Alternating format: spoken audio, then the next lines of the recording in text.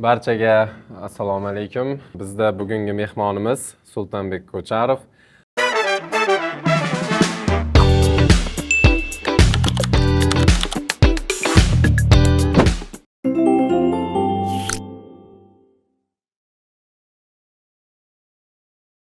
Mobilograf hamda kontent yaratuvchi. Mening yurtim 5 telekanali mobilografi va ommaviy axborot vositalari uchun kontent tayyorlash markazi xodimi. Undan tashqari Mobilograflar maktabi loyihasi menejeri. Xush kelibsiz. Bizni podkastimizga. Xush kelibsiz. Rahmat.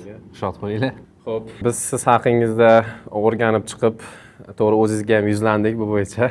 Lekin asosan o'sha ijtimoiy tarmoqdagi kontentlaringizni o'rganib chiqib, savol tuzishga harakat qildik. Avvalo oldindan aytib qo'yishim kerak, Shoh. Hozir kelganda Sulton aka kameralar rakurslari bo'yicha bizga o'zi dars berib, o'zi to'g'rilab chiqdi, lekin kameralarni hammasini u tomondan Sulton akasiga rahmat aytamiz. O'zi rahmat. Avvalo xursand bo'ldim. Nimaga? O'zimiz ham o'ylab yurgan narsa bu. Universitetda hali ham o'qiyapman, bitirib ketmadim. 4-kurs bo'ldim. Demoqchi bo'lganim, o'sha yotoqxonada turgan paytim o'z xonadoshlarim bilan shunaqa loyiha qilsak, shunaqa proyekt qilib, podkast qilsak deb hamma qilayotgan paytda biz ham qiziqqanmiz. Keyin o'zimiz fon qilib, anaqa instrumentlar, texnikalarni ta'minlab, chiroqlar, hamma narsani olib kelganmiz.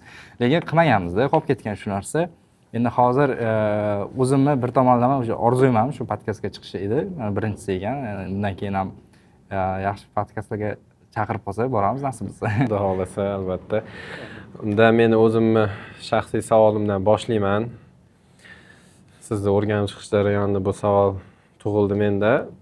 Demak, siz 9-sinfdanoq o'sha tanlagan sohangizni chuqur o'zlashtirib, faol bo'lib boshlagansiz. Shunday ekan, bizni bemalol maktab o'quvchilari, abituriyentlar ham tomosha qilib, o'ziga kerakli tushunchalarni olsa bo'lar ekan, to'g'rimi? Meni qiziqtirgan savol shuki, sizni doim kuzatganimizda har xil lokatsiyalarda, madaniy joylarda kontent olib, uni ideal darajada montaj qilib Instagramga joylaysiz. Jonchalik emas lekin.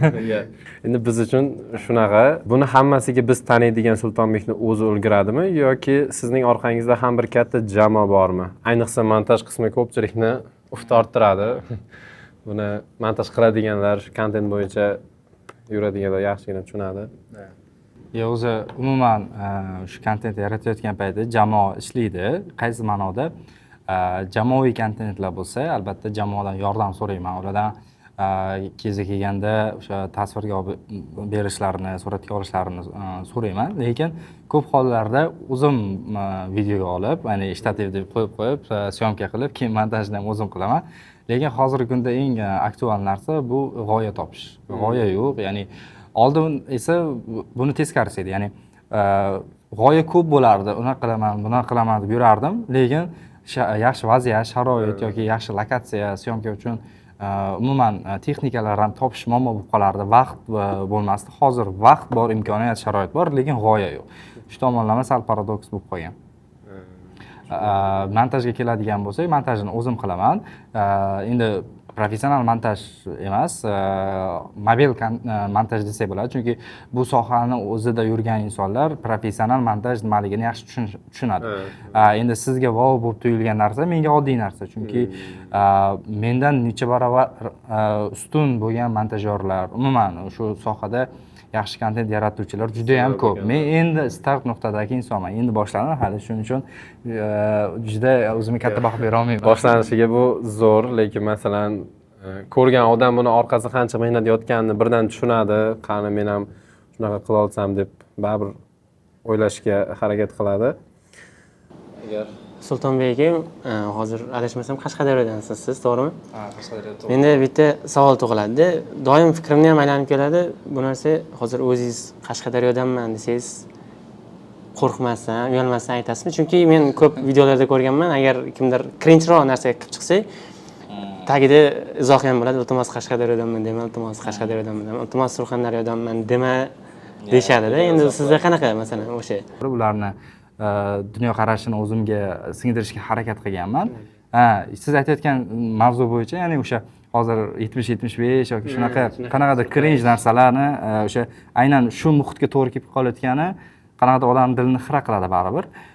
Lekin baribir Qashqadaryodan juda ko'p yaxshi insonlar chiqqan. Shu borada shuni aytaman, lekin men tanigan Surxondaryo, Qashqadaryo odamlar unaqa emas. Zo'r fikrlaydigan, masalan, Sultonbek Balki ham Qashqadaryodan. deb o'ylayman, meni fikrimcha, mediaga chiqayotgan mana shunaqa cringe bo'lib chiqayotgan insonlarni biz ko'p ko'rayotganligimiz uchun balki ko'pchilik shunaqa xulosaga kelib qolayotgandir.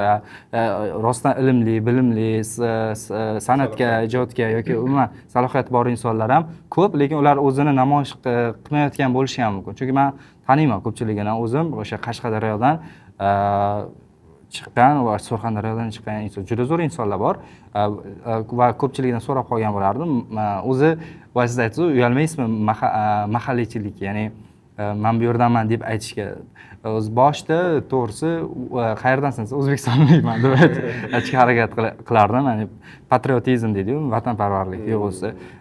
Keyin tushunib yetdimki, hozir yo'q, Qashqadaryolikman emas, Qashqadaryoda tug'ilganman deb aytishga harakat qilaman. Boy gapim boshida aytdim-ku, odam o'zini qayerda tug'ilganini belgilay olmaydi, lekin qayerda bo'lishini o'zi belgilaydi. Misol uchun, hozir poytaxtda bo'lsam, ertaga balki chetda bo'lishim mumkin.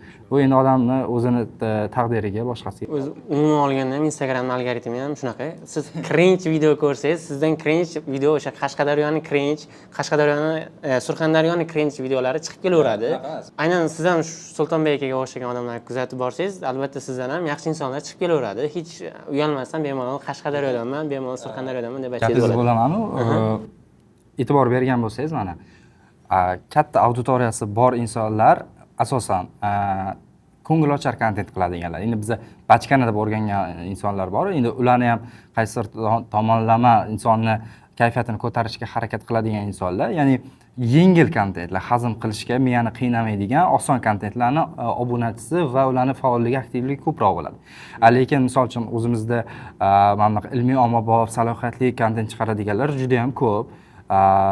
Ular ham sekin-sekin ko'tarilib boryapti, lekin nisbatan taqqoslaganda baribir saviyali insonlarni kuzatadigan odamlar kam bo'ladi. Bu kuzatuvlar asosida shunaqa narsa aniqlangan.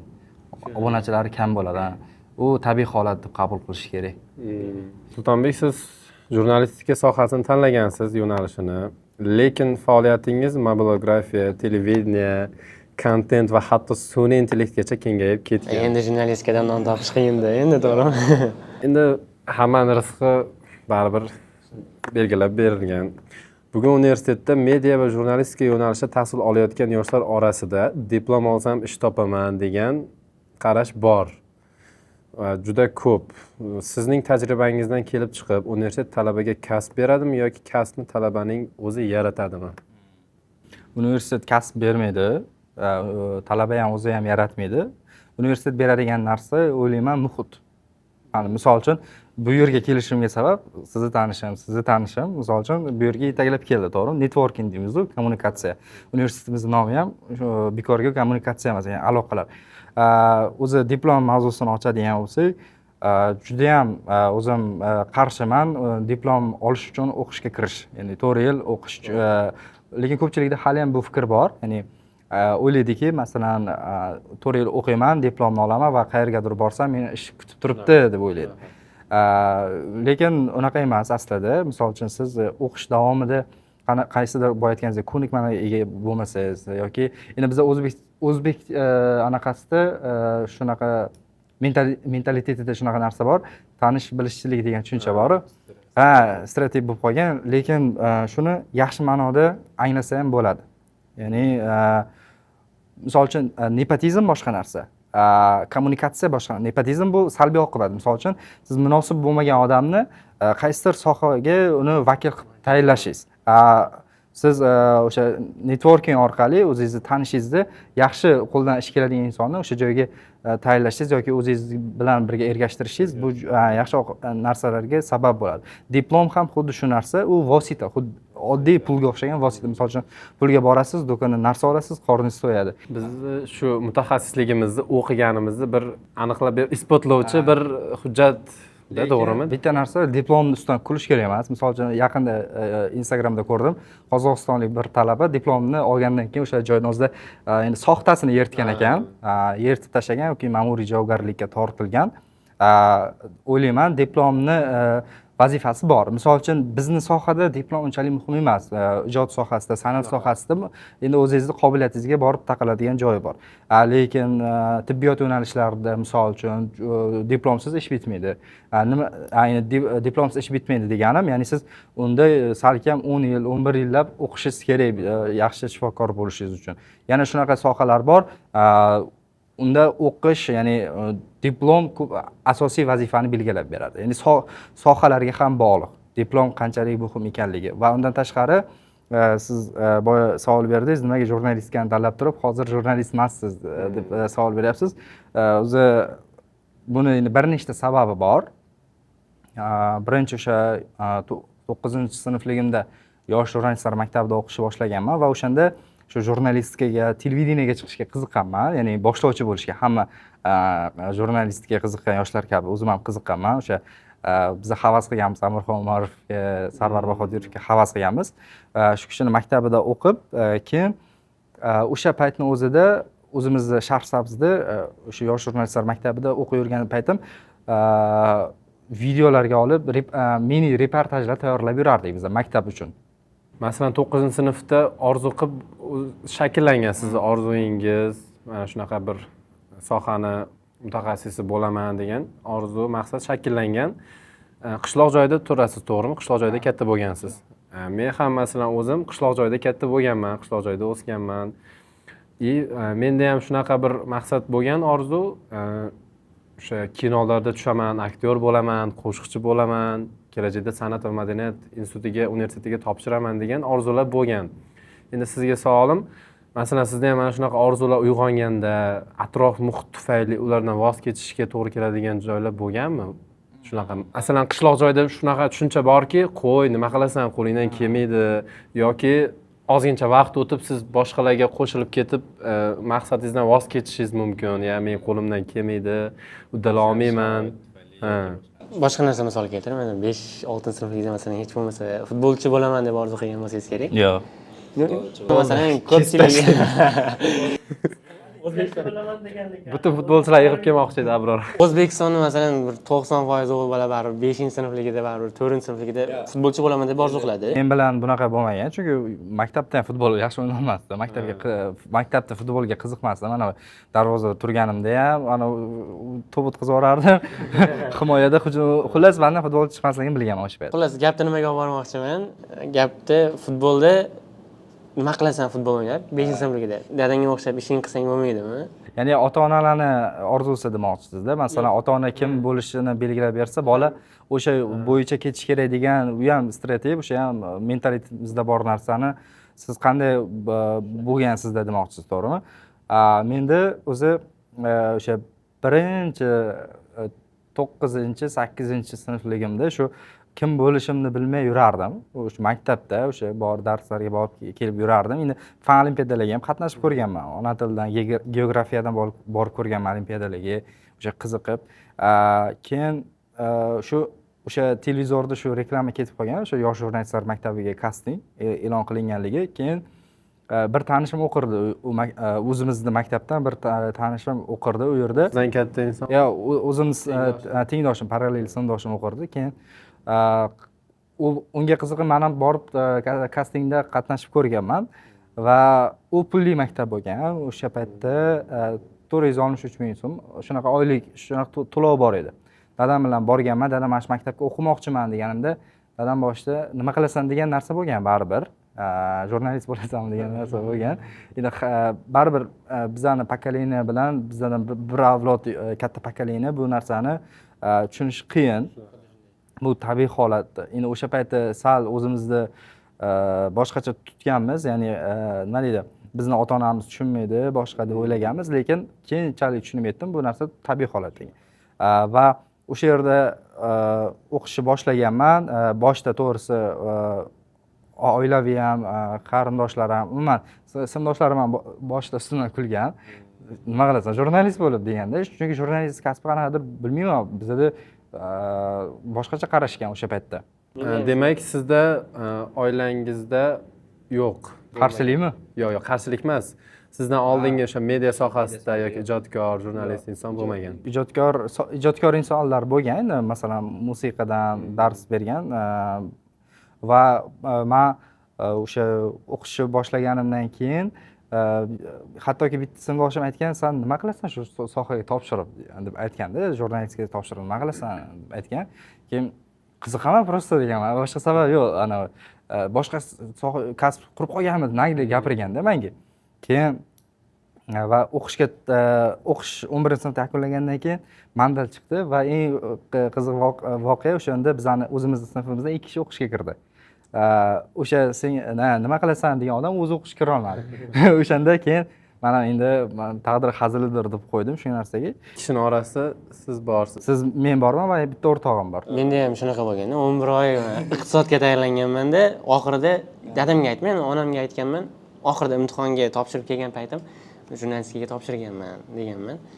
Keyin shu portlagan. Mahallada kim bo'lsa ham Endi keyin fikrlar o'zgarishni boshlagan albatta. Ya'ni o'sha maktabga borgandan keyin boya aytganimdek reportajlar qilish boshlaganman. Sal o'zimni ko'rsatishni boshlaganman. Ya'ni rostdan shu yo'nalishda qobiliyatim borligini, chunki o'zim ham ishonmasdim-da, chunki oddiy mol boqib yurgan bola. Biz o'ylaganimizdan-da ko'proq narsaga qodir. Xuddi shunday.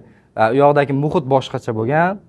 U yoqda tadbirlarda qatnashardik, syomkalar qilardik, boshqa bo'lardi. Keyin atrofimdagi insonlar, sekin-sekin qarindoshlarim ham, boshqalar ham meni shu yo'nalishda ekanligimga ishonishgan va keyin bemalol yo'l ochib berishgan va ota-onam ayniqsa haligacha qo'llab-quvvatlab kelishmoqda. Bemalol shu yo'nalishda ketishimga qarshi bo'lmasdan hammasi qo'llab-quvvatlab kelishmoqda. Siz mobilograflar maktabi orqali O'zbekistonning turli hududlaridagi yoshlarga mobilografiya va kontent yaratishni o'rgatishga hissa qo'shgansiz.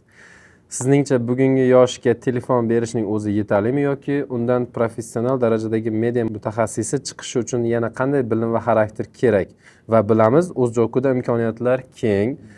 Aynan shu imkoniyatdan talabalar qanday foydalanishi mumkin? Endi o'ziga bog'liq birinchi o'rinda, qiziqishiga bog'liq. Misol uchun hamma ham media sohasiga qiziqmasligi mumkin. Universitetimiz keng tarmoqli. Misol uchun filologiya, boshqa yo'nalishlar ham bor bizda. O'zini qiziqishiga qarab turib harakat qilish kerak. Endi men o'zimning tajribamdan aytaman, agar balki menga to'g'ri kelgan narsa boshqaga to'g'ri kelmasligi mumkin. O'sha birinchi universitetga kirgan paytim o'sha Uzjoku Students degan kanal ochib qo'yganman qiziqishga va birinchi kundanoq bizlarni ekskursiyaga olib chiqqan, o'sha Alisher Navoiy kutubxonasiga olib borgan. O'sha yerda biza o'zimizcha intervyular olib, endi hali qiziqamiz, ana nima yuragimizni jo'shirgan deydi. Bizda universitetda o'qishga kirgan har bir birinchi kurs talabani boshidan o'tadigan 7 osmonlarda uchib, ana universitetda nomini Instagram bio qismiga yozib qo'yadi. O'zjoku bir drop tur deb hammada bo'ladigan narsa-yu, shu narsa. Shunda o'sha payt ochib qo'yib, qiziqarli videolar olib, shu jarayonlarni yoritib borganman va shu orqali universitetdagi ko'pchilik obuna bo'lib, kuzatishni boshlagan. Va o'sha paytda universitetning o'zida menga taklif tushib qolgan, ya'ni universitet axborot resurs markazi kutubxonadan o'sha mediasini yurgizish, ya'ni kutubxona faoliyatini o'sha ijtimoiy tarmoqlarda yuritish bo'yicha taklif tushib qolgan. Menga juda ham ma'qul bo'lgan bu narsa va o'sha birinchi kursdan rasmiy ishga birinchi ishim bo'lgan. Eng qizig'i o'sha endi oldin ham ishlaganman, to'g'ri, lekin ana rasmiy davlat tashkilotidagi o'sha soliqdan hozir ko'rsangiz ham birinchilikda o'sha universitetda anaqasi to'g'ri qayting aka kutubxonaga. Endi kutubxonani lekin bitta zo'r tomoni bor. Yaqinda kontent qilsalar, qaysi bo'lim yaxshi ishlaydi deb. Men o'ylayman, eng zo'r bo'lim hozir ham ayta olaman. Hozir qanaqa bilmayman, lekin men ishlagan paytda axborot resurs markazining jamoasi eng zo'r edi, Ma'mur opa boshchiligida. Chunki u yoqda jamoa juda ham ahil, bir-birini juda ham podдержка qiladi. Samad aka bor edi, bizlar bilan birga ishlagan, keyin Doston aka bor edi. Ular ya'ni seminar almashib ishlardikda, bir-birimizni zo'r tushunardik. Ham muhit tinch, sokin yo'qda, atmosferasi zo'r. Shu tomonlama ishlashga qulay edi, chunki men o'zim yotoqxonada turardim. Shu kutubxonaga tushib, bemalol ishimni qilib, qilib o'tirib, o'sha yoqda shunaqa vaziyatlar bo'lgan. Gulya, eshityapsizmi? Albatta kontent markazi deb ovoz fonda qo'yib yuboramiz. Bu yerga ham. O'zjoku kutubxonasi nomeradi. O'zjoku Students'ni ochdim Menga imkoniyat eshigi ochildida universitetda. Universitetdagi ichki muhitni tanidim. Ya'ni qanday o'zimni men shu telefon orqali qilganman o'shanda. Eng qizig'i, o'shanda telefonim menda professional bo'lmagan. Hozir ham endi 15, hozir 17 tilla chiqib ketgan. U payti Redmi ishlatib yurardim, adashmasam. Redmi ishlatib yurardim. Keyin o'sha Ma'mur opani kutubxona rahbarining iPhone bo'lardi, o'shanda syomka qilardimda. Shu texnika oxirgi darajada. Operatorimiz ham Operatorimizdan qo'shimcha qilaman degan odam qiladi, izlagan imkon topadi. Demak, telefon olgan bilan ish bitmaydi. Masalan, ota-onalar farzandiga telefon olib bermoqchi bo'lgan ota-onalar, mana o'g'lim senga telefon deb xohlaganingni qil deb berishi mumkin.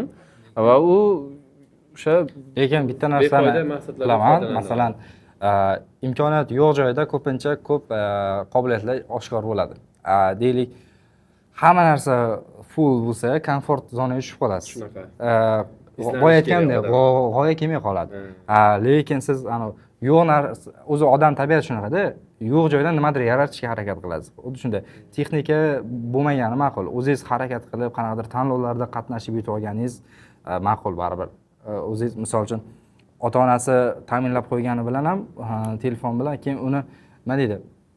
O'zida qiziqish bo'lmasa, ota-onasi masalan majburlab sen hozir mobilografiya rivojlanyapti, mobilograf bo'lasan deyish ham xato. Farzandi o'zi qiziqmasa uni majburlash. Farzandida fikrini o'zgartira olish kerak. Biz urushga qarshimiz degan gapdan ko'ra biz tinchlik tarafdorimiz degan gap ustunroq. Masalan, urushga qarshimiz bu qo'rqqanligini bildirib qo'yadi. Biz tinchlik tarafdorimiz esa bu boshqa. Menda yana bir shaxsiy savol bor. Aynan bu savol meni qiziqtiradi. Masalan, sizga qanchalik e'tiborlisiz deb savol berishsa, qanaqa javob berasiz? Bunga chuqurroq kirib beraman men o'zim. Masalan, ijodkor odam qayerda bo'lmasin, yangi g'oyalar va ko'nikmalar izlashga intiladi. Aynan bu iboraga qanday qaraysiz? Deylik, har kuni har xil odamlar, ranglar, kiyimlar, yegulik va ichimliklar, raqamlar, texnikalar, ovozlar, yozuv, so'zim, matnlar, mashinalar va boshqa barcha narsalar, ularga qay tarzda boqasiz? Oddiy qarayman.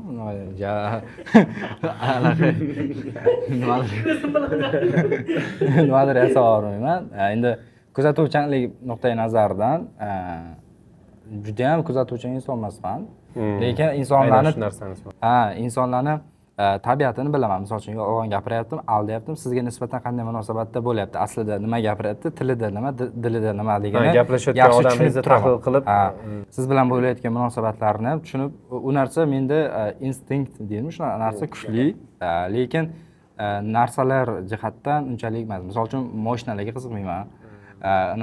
Umuman predmet narsalarga unchalik qiziqmayman. Aytmoqchi bo'lganim, masalan, qayerdadir o'sha ko'zga tortadigan, e'tibor tortadigan narsani ko'rib qoldingiz, e'tibor berdingiz va keyinroq menga mana shu narsa asqotadi degan maqsadda e'tiborni kuchliroq qaratasizmi deb savol berdimda.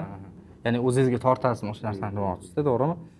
Endi har xil vaziyat bo'lishi mumkin. Agar foydasi tegadi desa, o'sha narsani mahkam ushlashga harakat qilaman. Agar bir xil narsalar vaqtingizni shunchaki olib qo'yadi, u narsalarga e'tibor bermaslikka harakat qilaman. Hozir so'qoqdagi aytgan yolg'onlarni ham sezib turgan bo'lgansiz sizlarga. So'qoqdagimi? So'qoqda qayerda? Kirishganini bilaman sen. Krasnogorskiyda, azur men bu yerda ham aldab ketdim, so'qoq deb. Krasnogorskiyga bordik-ku. Hujjat yozyapti. Krasnogorskiyga bordik-ku. Haysin. O'shandagi yolg'onlarimni bilgansiz-da. Kiyimsiz bordim, so'qoqqa ketdim. O'zi asli kiyimimni bermoqchi emas edim, aka. Shuni bilib qo'ygan. Bizda yana bir aktual savol bor. Siz bir vaqtning o'zida mobilografiya va sun'iy intellekt bilan ishlaysiz. Bugun AI video yaratish, ovoz berish, montaj va kontent tayyorlash jarayonlarini tezlashtirmoqda. Sizningcha kelajakda AI jurnalist va kontent yaratuvchini almashtiradimi yoki aksincha, undan to'g'ri foydalana oladigan yoshlar media sohasida boshqalardan keskin ajralib qoladimi? Ya'ni AI hamma narsani qiladimi yoki AI dan foydalanadigan mutaxassislar ajralib qoladimi? Ikkinchisi. Bo'ldi.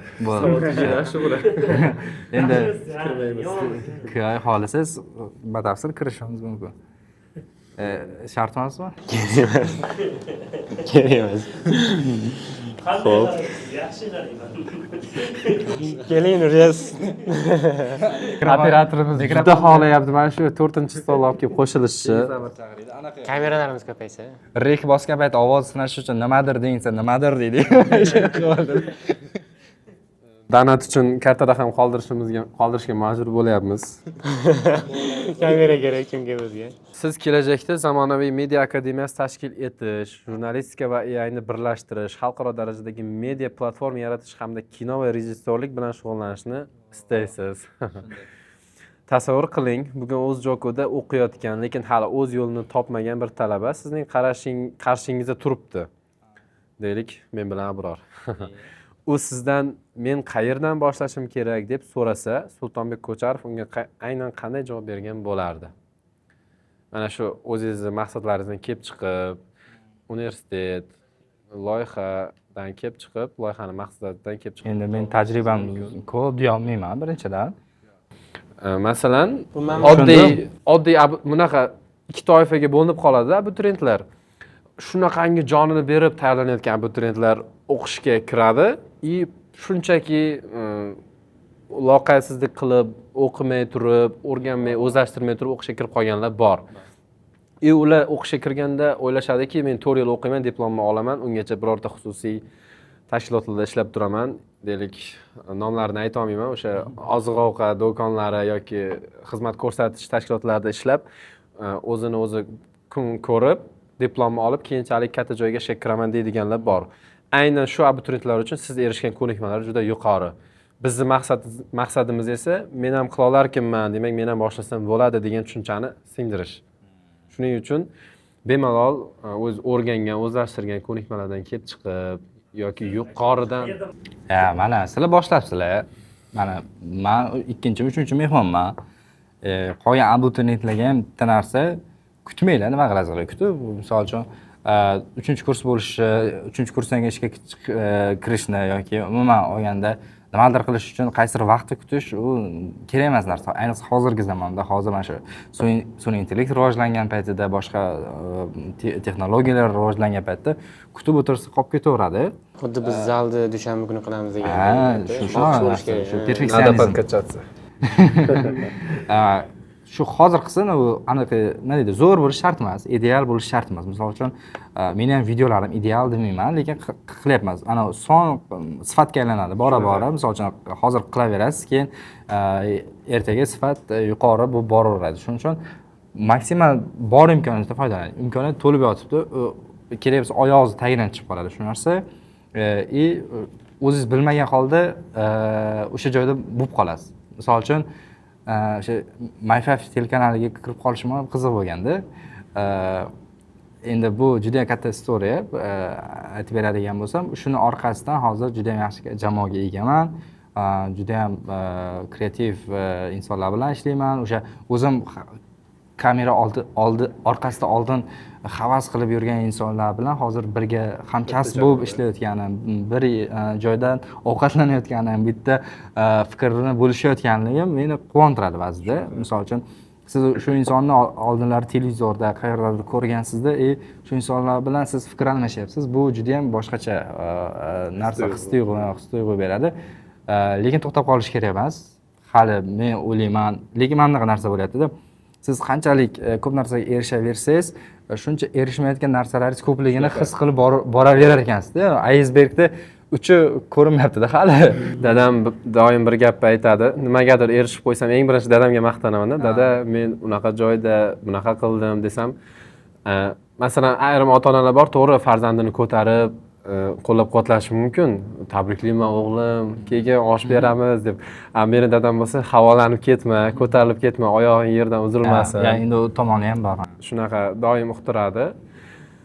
Demak, o'sib boryapsiz, 4-kursga o'tdingiz. Siz uchun ana shu kino va rejissyorlik bilan shug'ullanish qanchalik uzoq yoki yaqinlashmoqda? Uzoqlashmoqda yoki yaqinlashmoqda? Menga endi tobora yaqinlashib boryapti bu narsa, chunki shu kinodagi prodyuserlar, rejissyorlar, umuman texnik xodimlar hammasi bilan yaqindan tanishman. Ko'pchilik kontaktimda ham bor. bu yana ham yaqinlashayotganligimni daragini beradi. Endi boyagidek orzular baribir o'zgarib turadi vaziyatga qarab turib. Jurnalist bo'laman deganmidim, mana hozir jurnalistika universitetini 3-kurs bosqich talabasiman. Jurnalist sifatida faoliyat olib bormayapman, lekin media sohasini ichida yuribman. Endi misol uchun kino rejissyor bo'laman, kino olaman, production bo'ladi va hokazo deyapmanmi? Demak, ertaga baribir bu ham san'at, ijod sohasi, undan chetga chiqib keta olmayman.